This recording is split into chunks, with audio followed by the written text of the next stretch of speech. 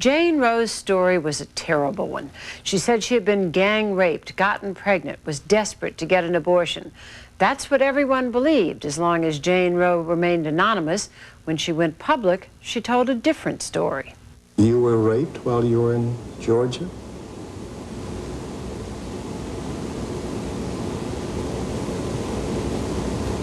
No, I wasn't. You were not? No, I wasn't. Oh, so all those stories that are in the books and so forth are not true?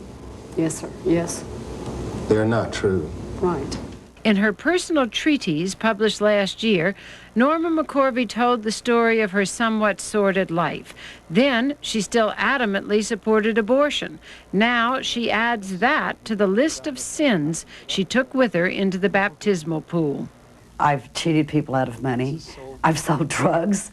I was an abusive alcoholic for many years. I've done a lot against his teachings. But I think the far greater sin that I did was to be the plaintiff in Roe versus Wade. Was the Supreme Court leak a ploy to help Democrats win the midterm elections? Mr. Reagan. Now, I don't know about you guys, but I am super excited for this Handmaid's Tale dystopia that we are creating. It is going to be so rad. Women will no longer be able to own property or be allowed to read or write, and they certainly won't be able to vote. And I am really looking forward to destroying the planet with pollution and radioactivity, and then gathering up the few fertile women who are left and forcing them to reproduce constantly like farm animals. Man, this is going to be so much fun. And then you know what we're going to do? We're going to start giving women really ugly names like Offred, and we're going to force them to wear these big hats.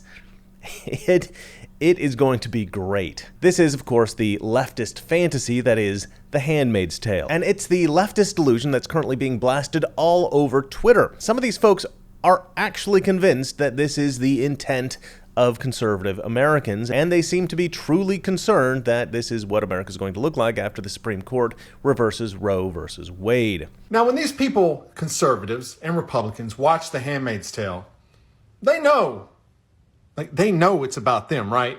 But yes, this is what they want. We all know it, and we have to stop it. Fight it, okay? Earlier today, I made a comment on Twitter where I said, hey, does anybody else feel like we're living in the prequel to Handmaid's Tale right now? Which is really what it feels like to be a woman in America at this moment in time. We're going back into a Handmaid's Tale society here. Now, the United States of the Handmaid's Tale. And now they're overturning Roe versus Wade. Sounds real Handmaid's Tale to me. No more joking about it being a Handmaid's Tale. It will be. And this deranged belief, of course, indicates something we're all very aware of. Leftists are crazy. With the news of the leaked document from the Supreme Court saying they're going to overturn Roe versus Wade, this is where I like to remind everyone that it is free to join the Satanic Temple. If they overturn Roe v. Wade, I'm never having sex with a man again. If Roe v. Wade gets overturned, I am getting a vasectomy. Why are abortions considered political and not medical? Just kidding, I know the answer. Because society hates women. I don't understand why this country hates women so much. And I'm sure you're aware, but pro-abortion activists are currently protesting outside the Supreme Court. This is what democracy looks like! Show me what democracy looks like! This is what democracy looks like!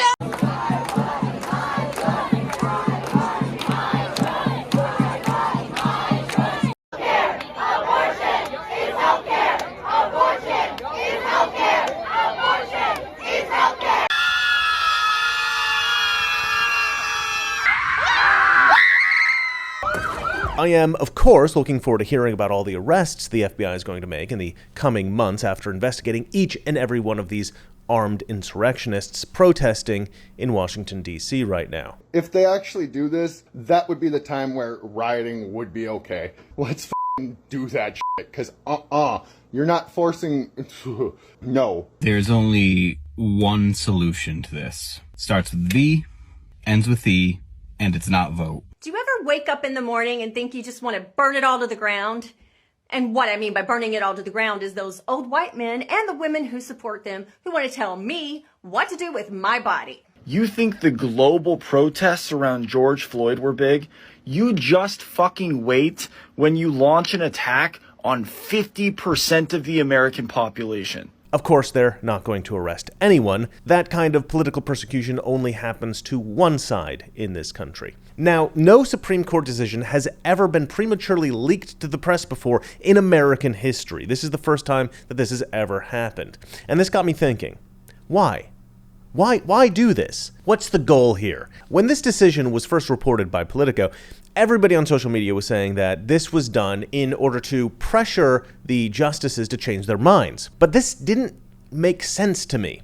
I mean, maybe, but justices have lifelong appointments. They can't be threatened with being fired. Also, judicial nominees are chosen presumably because of their passion for constitutional law. I mean, sometimes they're chosen for race and gender, but usually they're chosen for the respect for the Constitution and their respect for the rule of law. And no amount of political pressure from crying voters should matter to them. Now, the justices are human and they are potentially vulnerable to various kinds of pressure. But I don't know. Leaking this document doesn't seem to me like it would generate enough serious pressure to change a vote. I mean, if I were a justice and somebody tried to pressure me to change my vote, it would actually discourage me from changing it. I mean, I suppose the leak could inspire some deep state operative to try to blackmail one of the justices, but short of something like that, I just don't see this working. So I started to think about other motivations for this leak.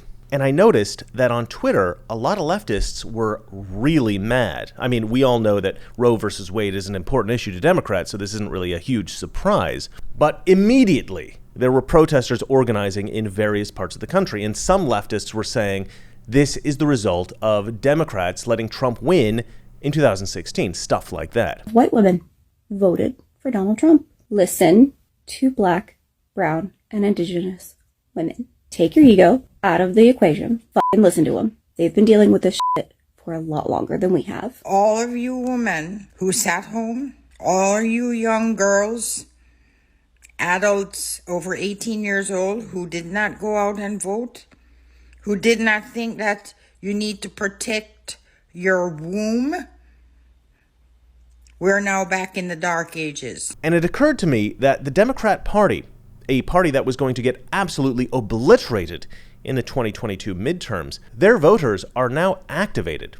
They've got a renewed sense of purpose. And that's when it occurred to me, maybe this is the real reason the document was leaked. I'll leak more about this idea in one moment. First, I have to sell you something. For years now, people have been setting up a little contest between crypto and gold, but that's like comparing trucks with SUVs. Both carry stuff and both travel from A to B, but they do different jobs. Gold's job is to keep the value of your money safe and to preserve its value. And since Ukraine and the oil and inflation crises, gold has done a brilliant job compared to stocks and other investments. So if you're worried about what's going on right now and who isn't, just talk to the experts at Noble Gold about precious metals IRAs for your retirement. They'll put you straight on your options and they'll hold your hand through the entire setup process.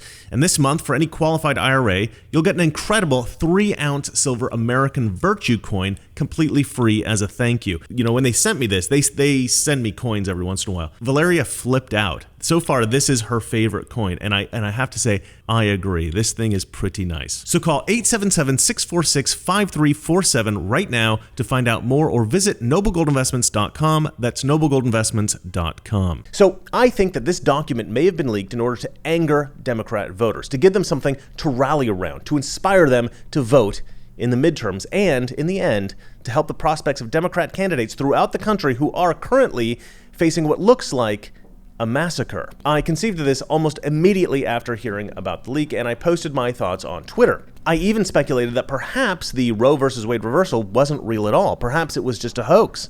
Well, that has turned out not to be true. Chief Justice John Roberts has confirmed the authenticity of the leaked document. If this draft stands, Roe versus Wade will be reversed. After I posted my tweet speculating that the motive for the leak was to generate Democrat support for the 2022 midterm, a lot of people wrote in the comments, "This was my thought too." And then I noticed more and more conservatives tweeting that they believed that this leak may have been intended to generate Democrat support in the midterms. Everybody seems to be coming to this same conclusion. There is evidence to suggest that the man who leaked the document was a clerk of Justice Sonia Sotomayor. His name is Amit Jain. And look, maybe his sole purpose for leaking this document was, as initially assumed, to put pressure on justices, create public outcry, activate Democrat politicians and other operators to go in and to talk to the justices, perhaps even to manipulate them in scurrilous ways. And even maybe to ignite some kind of a threat against the justices, or at least to create a threatening atmosphere so that they might change their vote out of fear. In any case, whether this was intentional or not, these may be the consequences of this leak. And this guy, if this is the guy, he needs to go to prison. But perhaps it was more than just pressuring the justices, as I said. If that was the intent of the leaker, I don't think that it was very smart, because although all of the consequences I just mentioned are possible, I don't think that the lesser consequences are going to be very effective, and I don't think any of the more grave consequences are going to be very likely. But look, this was always going to be an effect of such a leak. But the question is whether there was another motivation, another intended consequence, the rallying of Democrat voters for the midterms. Some have rejected my theory, observing that the midterms aren't until November, a long way off, and so leaking this document now is just bad timing. And actually, I think that's right.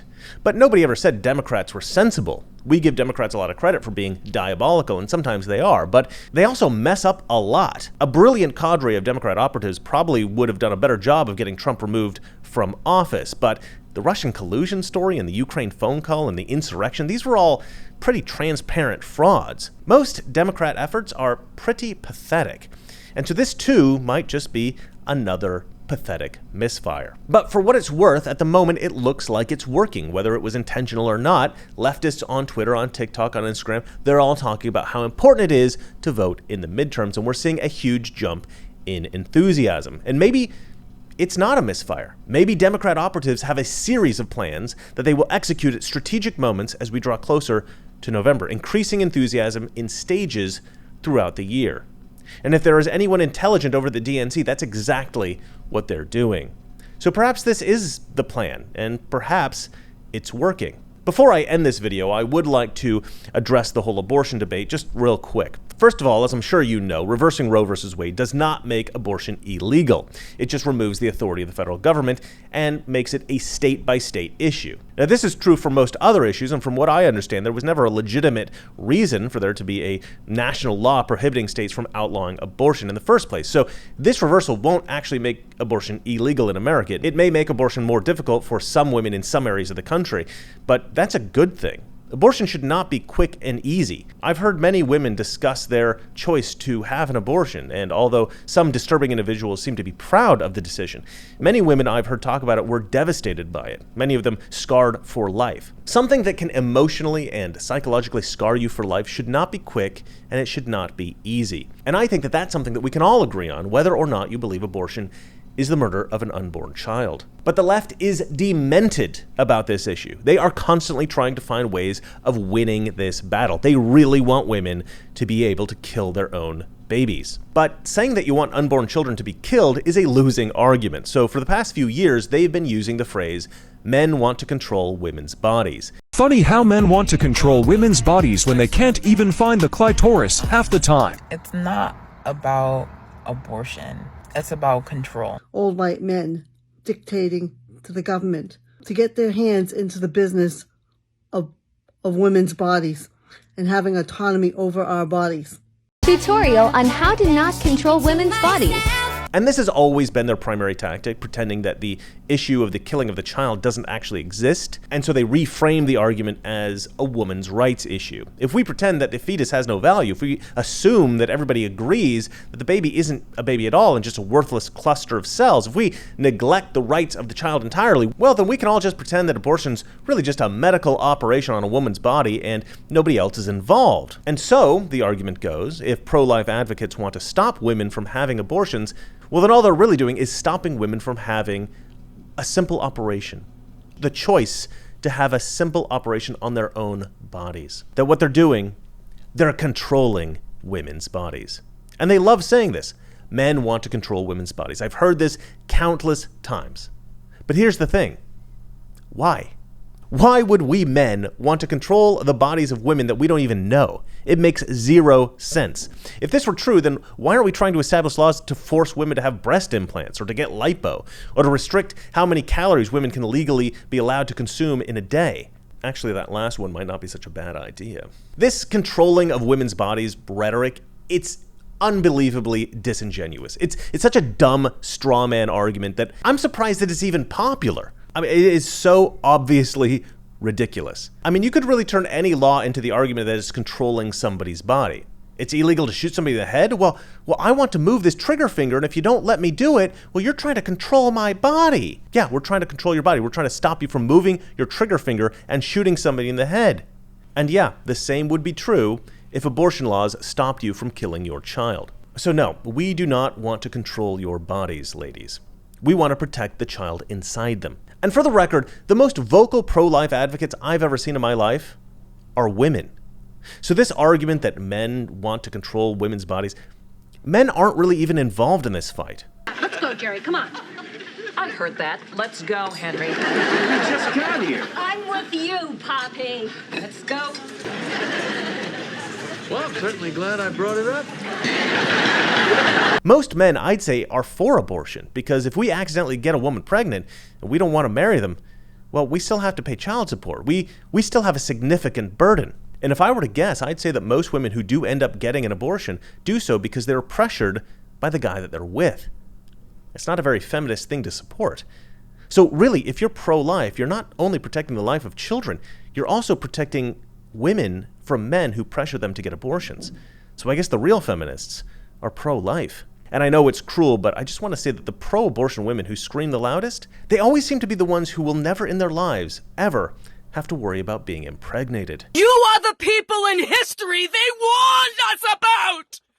They warned us about people like you! Well, that's it for me. And remember, it's not that our liberal friends are ignorant. It's just they know so much. That is not so. Good night. We're at war with the most dangerous enemy that has ever faced mankind in his long climb from the swamp to the stars. And it's been said if we lose that war, and in so doing lose this way of freedom of ours, history will record with the greatest astonishment that those who had the most to lose did the least to prevent its happening.